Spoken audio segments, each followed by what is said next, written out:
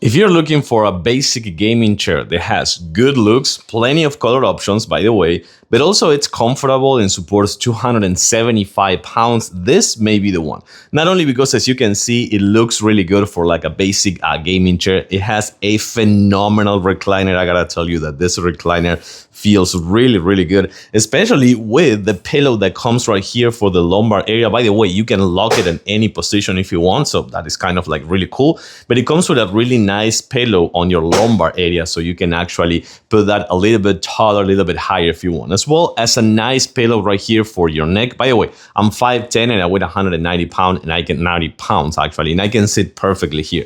But also something really cool is that you can pair the recliner with the actual footrest and have a phenomenal working from home experience by napping. Of course, that's what I'm trying to say. It looks really cool, it feels really cool, it's actually comfortable, supports 275 pounds. The armrests are also padded, but you can't modify the height, so you gotta know that for sure. It's pretty wide, of course, so I do like that, and I do like that comes in plenty of colors. You're gonna love it. I do recommend this basic gaming chair.